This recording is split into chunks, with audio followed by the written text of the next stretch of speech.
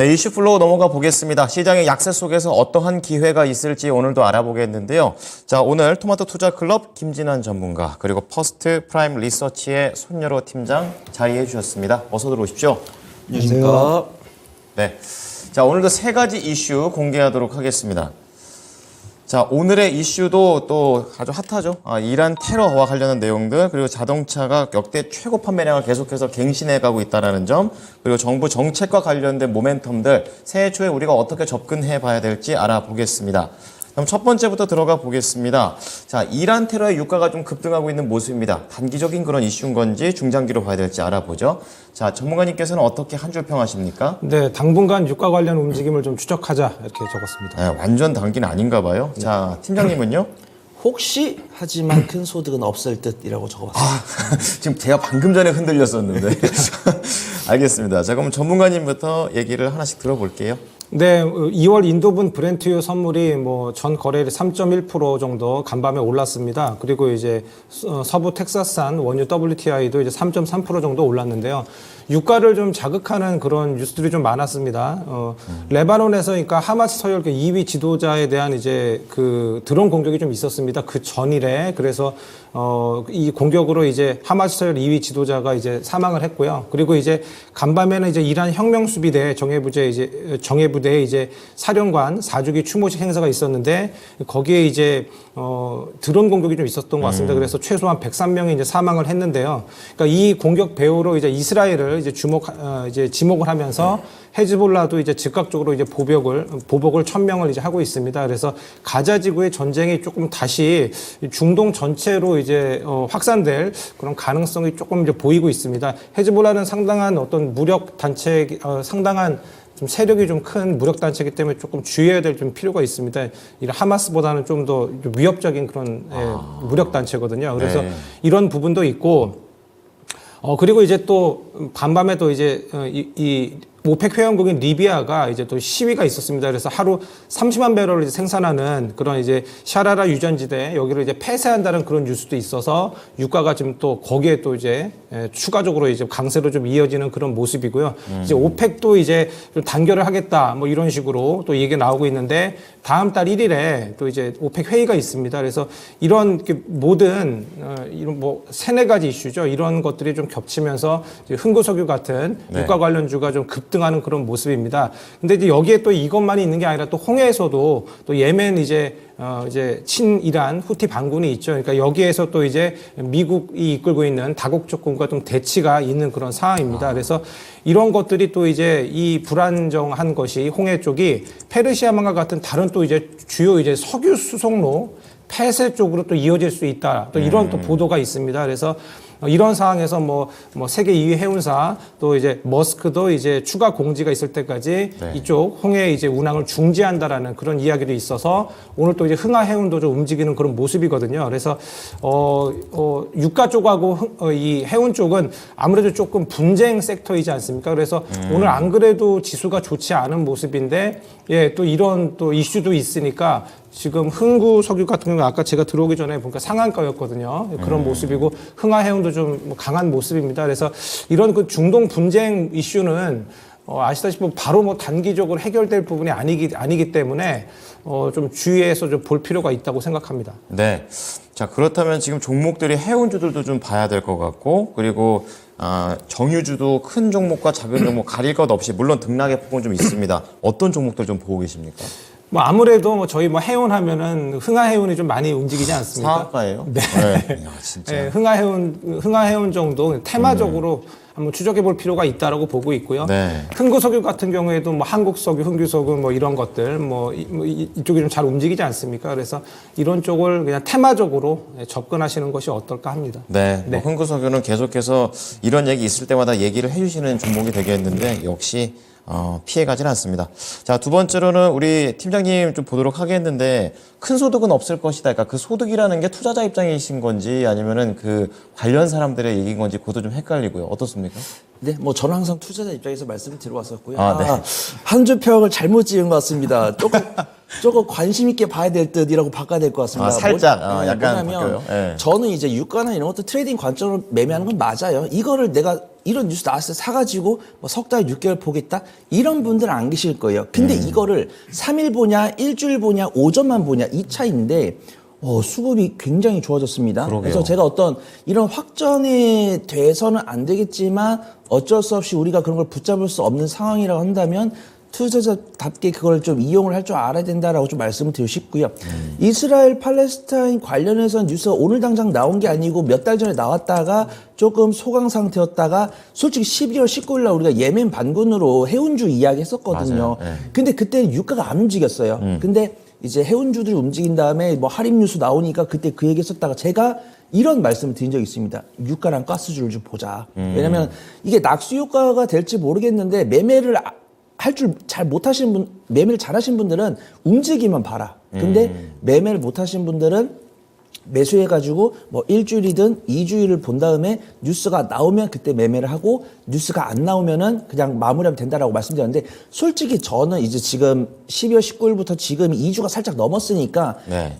보유를 안 하셨다라고 해도 되는데 아쉽게도 우리 상정 앵커님이 말씀해 주신 것처럼 그냥 뭐 예멘 반군 이렇게 뭐 프랑스 배 공격 그게 사실이지 아닌지 그거는 좀 중요하지 않은데 이 2등 지도자가 죽은 거는 조금 크다라고 봐요. 그래서 팩트니까요. 네, 그래가지고 이제 반격하지 않을까 저는 개인적으로 그렇게 생각을 하고 있고 이런 것들이 확전되기를 바라면 안 되지만 투자분들은 약간 확전 쪽으로 보는 게 아닌가. 그 이유가 제가 한 줄 평을 이렇게 지을 때는 오로지 다 개인의 매수세였어요. 뭐 흥구석유든 한국석유든 뭐 국동유화든 S오일이든 근데 한 10시 9시 반과 10시 사이에 S오일과 S가스, 이원 이런 종목들이 서서히 올라가기 시작하더니 흥구석유랑 극동유화가 외인 순매수 전환이 됐습니다. 그러면 이제 외국인과 기관은 사실은 이 행사장에서 폭발이 일어났다고 했을 때는 그래 단기 트레이딩만 하지 개인 투자분들 들어오시겠네 매도 걸어놔야지 했는데 이제 그분들도 뉴스를 보더니 2등 지도자 사망했다고? 이거 좀 진지하게 봐야겠는데 해가지고 이제 흥구석유를 매수를 넣고 극동유화 매수하고 제 생각입니다. 그래서 저는 맨 처음에는 이 수급동이 안 바뀌었으면 그냥 50만 원, 100만 원 정도 매매를 짧게 해보자. 뭐 오전에 마무리하든지 하루에 마무리해보자 이렇게 말씀드리려고 했는데 수급 동향이 좋아졌으니까 매매를 잘하시는 분들은 흥구석유나 극동유화 이쪽으로 좀 보시면 좋을 것 같고 매매를 못하시는 분들은 S오일이나 뭐 이원 이 정도까지 보시면 좋을 것 같다. 이 말씀 드려보도록 하겠습니다. 자, 이게 경제적인 재료로 유가가 올라가야 되는데 분쟁 때문에 올라가서 안타깝긴 합니다. 하지만 투자자 입장에서 지금 우리 팀장님께서도 실시간의 수급 상황에 대한 변화를 고려했을 때 두 분 모두 다 짧게 볼 것만은 아니다. 조금은 길게 보자라고 얘기를 해주셨습니다. 자, 두 번째 이슈 볼 텐데요. 현대차가 참 기아차도 그렇고 잘하고 있습니다. 미국에서 계속해서 신기록을 갱신하고 있는 그런 상황이 되겠는데요. 자, 우선은 우리 전문가님부터 한 줄 평 주십시오. 네, 자동차 섹터는 올해도 맑음 이렇게 적었습니다. 올해도 맑습니다. 자, 그럼 팀장님은요?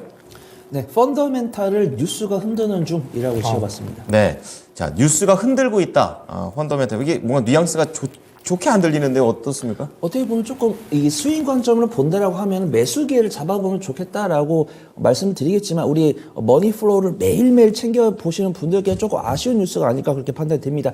제가 뉴스들을 말씀을 드릴 건데 제 이야기를 들으면서 현대차랑 기아의 일봉 차트나 수급 동향을 보셨으면 좋겠습니다. 지금 현대차랑 기아 같은 경우는 긍정적인 뉴스밖에 안 나오는데 현대차랑 기아는 지금 3개월 연속 음봉이 나오고 있고 낙폭도 꽤 크고요. 수급도 다소 아쉽습니다. 현대차는 지금 기관 수매도 이틀 나왔고요. 외국인 투자는 사고 있어요. 기아 같은 경우는 기관 투자가 3일 연속 순매도 나오고 있고 외국인 돈을 매도를 하고 있습니다. 기관이 어제 특히 많이 팔았습니다. 과연 기관은 현대차랑 기아에 대해서 의심을 하고 있는 건가요? 아니라는 거죠. 이제 상정 앵커님께서 서두에 말씀드린 것처럼 이건 제가 어제 그냥 개인적으로 말씀드린 건데 윈도우 드레싱이 여파다. 기관이 이 현대차랑 기아의 성장성을 의심하는 게 아닌데 이제 산타랠리 이전에 휴가를 가기 위해서 매도를 했다가 이제 수급 다 이제 상기를 하셔야 돼요. 이제 크리스마스 이전에 기관이 매도세 많이 나왔죠. 그 다음에 연말 직전에 기관이 엄청나게 샀죠. 그 다음에 이제 딱 배당락, 그 다음에 1월 2일 되자마자 기관의 양시장 매도세가 나오고 있습니다. 근데 뉴욕 시장마저 밀려주니까 기관은 뭐 신났죠. 팔 건덕지가 되잖아요. 그런 영향이 있다라고 보고 있고 현대차랑 기아는 악재를 찾아볼 수가 없었습니다. 일단은 비아디가 테슬라를 제치고 1등이 됐다라는 거는 현대차, 기아차한테 조금 악재가 될 수 있죠. 왜냐하면 경쟁 상대니까. 근데 네. 어차피 테슬라랑 비아디는 1등, 2등이고 현대차, 기아는 6등, 7등이니까 네. 뭐 라이벌이 아니다라고 생각할 수도 있지만 저는 이제 투자자 입장에서 시장이 좀 밀접하게 있다 보니까 영향을 줄 수 있다. 비아디가 잘 나가는 거는 현대차랑 기아한테 영향을 줄 수 있다라고 하고 있고 한 가지가 노조 뉴스가 있더라고요. 테슬라랑 현대차 리콜 뉴스가 하나 있고요. 네. 그다음 현대차에 해고되셨던 분이 줄 소송을 건다. 근데 사실 이런 뉴스가 영향을 줄까? 이건 참고할 뿐이지 저는 사실 윈도우 대신 초점을 주고 있어요. 왜냐하면 현대차랑 기아의 움직임과 수급 동향이 삼성전자, SK 하이닉스 국내 시장, 뉴욕 시장과 닮아 있기 때문에 하지만 현대차랑 기아는 잘못이 없는데 이렇게 두들겨 맞는다고 하면은 현대차를 보유하신 분들께는 조금 아쉽지만 현대차를 배당 관점으로 매도하셨던 분들은 눌림목에서 살 수 있는 기회다. 제가 지금 사라는 말씀이 아닙니다. 뭐 부품주도 보고 현대차, 기아, 완성차도 봤는데 수급이 안 좋잖아요. 제가 뭐 서현이와나 뭐 SL이나 화신 이런 종목들 보고 있는데 수급이 안 좋습니다. 네. 그래서 지금 당장 사시라는 게 아니고 저랑 이제 전문가님이 말씀드리는 종목들을 관심 종목에 넣어놨다가 추세 돌렸을 때 사시면 내년에도 실적이 잘 나올 거니까 안정적으로 청산할 수 있지 않을까 좀 판단을 하고 있습니다. 네. 자, 추세를 봐가면서 말씀해드린 종목과 관련해서 지켜보셔야 될 것 같습니다. 자, 전문가님께서는 올해도 자동차를 맑다 이렇게 얘기하셨는데 뭐 예전에도 뭐 자동차는 금리나 자율주행 뭐 이런 네. 쪽의 키워드들을 좀 많이 말씀해 주셨어요. 어떻습니까? 뭐 매일 뉴스가 나오는 것 같습니다. 그러게요. 뭐 유럽에서도 뭐 판매량이 뭐 제일 기록을 썼다, 뭐 최대 판매 뭐 기록을 썼다라는 그런 뉴스도 나오는데 또 오늘은 또 이제 미국에서의 또 이런 뉴스가 나옵니다. 그래서 문제는 그러니까 현대차랑 기아 같은 경우에 이 주가가 그러니까 3분기 실적 발표 전에도 좀 좋지 못했던 적이 있습니다. 이렇게 실적이 좋은데도 왜 가지 못하지 그랬는데 뭐 지금 이제 4분기 실적 시즌을 좀 앞두고 뭐 상당히 강한 모습이다가 조금 조정이 좀 나오고 있는데요. 근데 이런 부분들이 원래 어떤 그러니까 현대차와 기아에 대한 어떤 브랜드력 이런 부분에 대한 어떤 이슈 그리고 저평가 이슈죠. 그리고 근데 이 실적이 혹시 과연 올해도 지속이 될까 이런 지속성에 대한 어떤 문제가 있었습니다. 근데 제가 보니까 뭐 이런 부분들은 다 해소될 것 같습니다. 그러니까 브랜드 가치 같은 부분에 있어서는 제너시스 브랜드를 통해서 지금 고급화 전략을 좀 추구하고 있죠. 그래서 이런 부분에서 좀 밸류적으로 재평가받는 그런 느낌이 좀 있고요.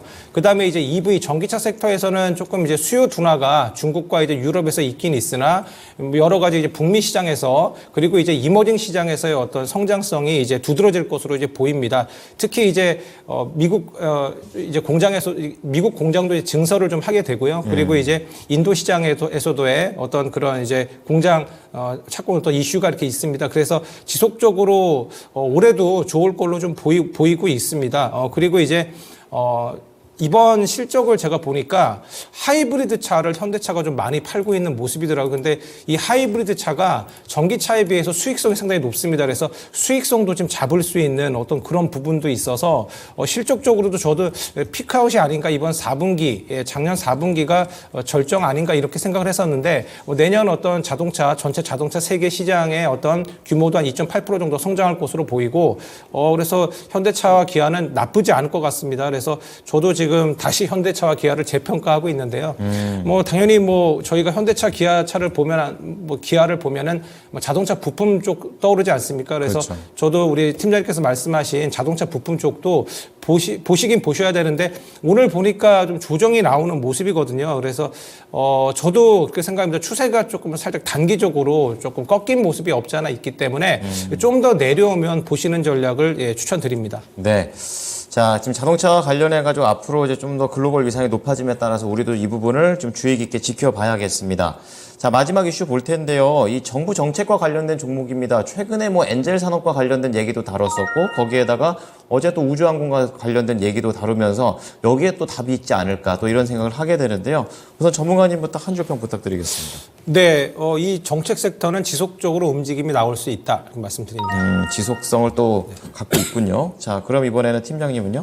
네, 정책과 실적 연관성을 파악하자라고 지어봤습니다. 네, 그냥 막연하게 따라가면 안 되죠. 예, 우선 우리 전문가님부터 좀 들어보도록 하겠습니다. 네, 저출산 그 뉴스는 뭐 매일 나옵니다. 요즘에 보니까 뭐 어제 또 나왔다가 또 오늘도 나오는 모습인데 오늘 보니까 이제 초등학교 입학생이 처음으로 30만 명대로 떨어질 전망이라고 하는데요. 저 개인적으로는 저 초등학교 들어갔을 때 제가 상계동에 제가 있었을 때인데 60번 이부제였습니다. 네, 뭐 저희 반에 이부제 맞아요. 예, 60명이었거든요. 근데 와 이렇게 입학생이 30만 명대면은 뭐 상당히 낮죠. 그러니까 서울 지역 초등학교 입학생이 처음으로 5만 명대로 지금 주저앉을 거라고 합니다. 근데 이런 추세는 2015년까지만 해도 8만 명대였습니다. 서울에서. 그러니까 그렇죠. 8만 명이 지금 2024년에 5만 명대가 된다. 뭐 상당히 지금 심각한 문제가 아닌가 이런 생각이 드는데 문제는 또 지금이 아닙니다. 앞으로 감소 추세가 더욱 빨라질 것이라고 합니다. 그래서 지금 출생아 수가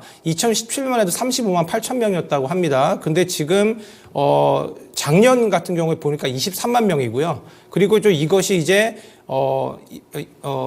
작년 출생아 수가 23만 5천 명이었는데 그렇게 되면 초등학교 입학생 수가 20만 명대로 이제 내려가게 됩니다. 네. 근데 이거는 그러니까 40만 명이 무너진 지 2년 만에 30만 명대가 되는 거라고 하니까 저희 저출산 문제가 저희가 상당히 심각하다는 점이죠. 되게 가파르네요. 네, 상당히 가파릅니다. 그래서 근데 이런 문제가 아시다시피 뭐 정부의 어떤 정책으로 단기적으로 풀릴 그런 문제는 아니죠. 여태까지 돈을 많이 쏟아 부었음에도 불구하고 해결이 좀 안 되는 문제가 좀 있습니다. 근데 여기에서 또 이걸로 끝나는 게 아니라 저희 같이 뭐 성장하는 나라인데 중국에서도 오늘 좀 뉴스가 나왔습니다. 신생아 수가 2022년 기준으로 해서 956만 명으로 지금 73년 만에 처음으로 1000만 명을 밑돌았다고 합니다. 그래서 이렇게 되면은 이제 지금 14억 명이 넘는데 2100년에는 이제 5억 8천만 명으로 준다고 합니다. 여기도 지금 상당히 심각한 지금 나라거든요. 그러네요. 중국도.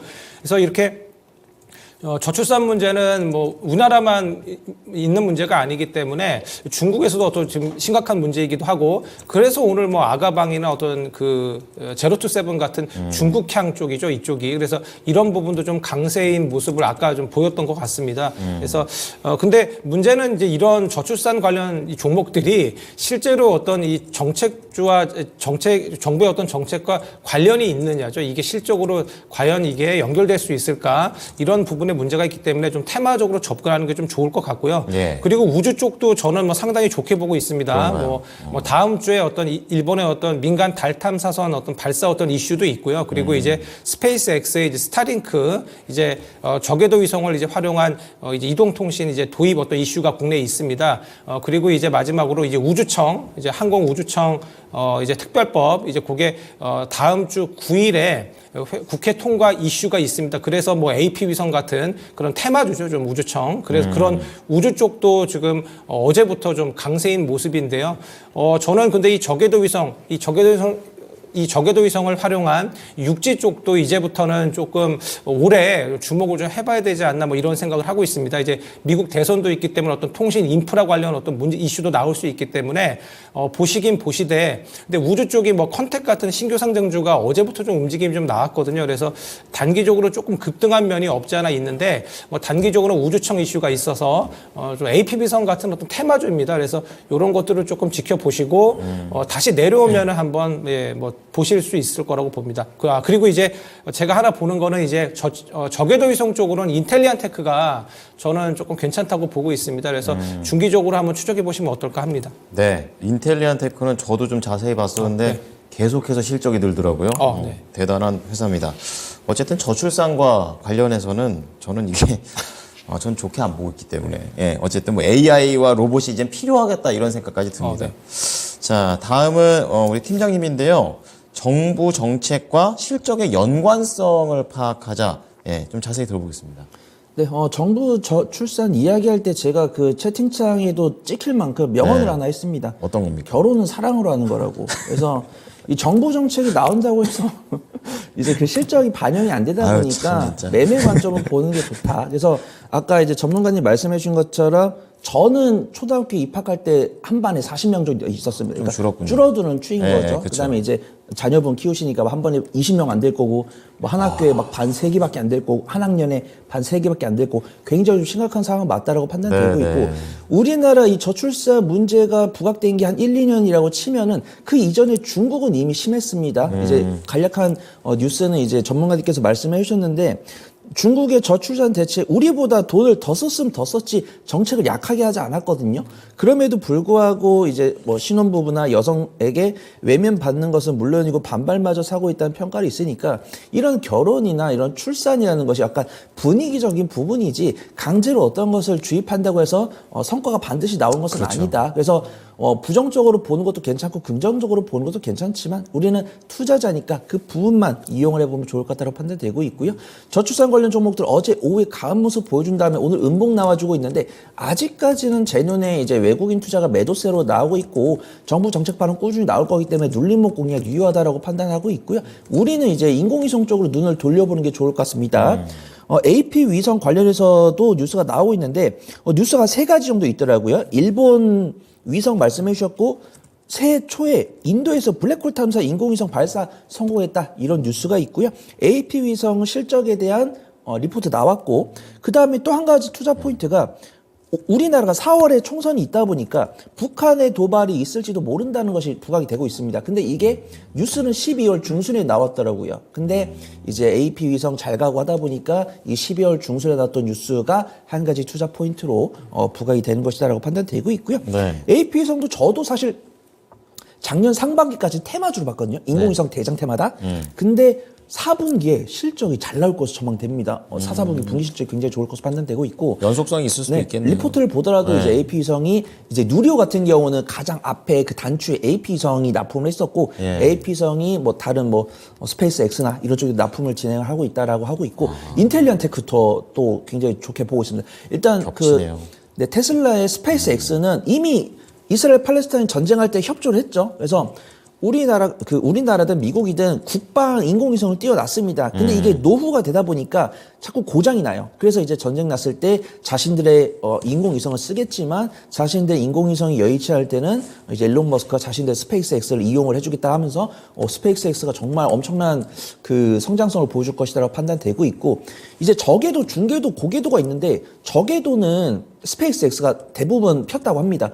그럼 이제 중궤도를 노려야 되는데 중궤도를 원앱이 많이 했다고 합니다. 그래서 인텔리안테크가 이제 원앱이랑 관련이 있다라는 거 아실 거고 인텔리안테크가 분기 실적이 잘 나고 있다는 것도 아실 건데 인텔리안테크가 원앱이랑 관련이 있는데 원앱이 이제 완전 저궤도는 테슬라가 가져갔지만 그 상층은 원앱이 가져갈 것이다라고 보고 있기 때문에 매매를 잘 하시는 분들은 AP위성 나는 안정적인 종목을 원한다라고 하시면 인텔리안테크 나는 정말 뉴스를 하루에 한 번도 못 봐라고 하신 분들은 뭐 세트레가이 이제 하나 쪽이죠. 세트레가이나 뭐 하나 에어로스페이스를 직접 노려보셔도 좋을 것 같습니다. 네, 자 이런 내용들 잘 참고해 보도록 하겠습니다. 두 분 말씀 감사합니다. 감사합니다. 네, 지금까지 이슈플로우였습니다.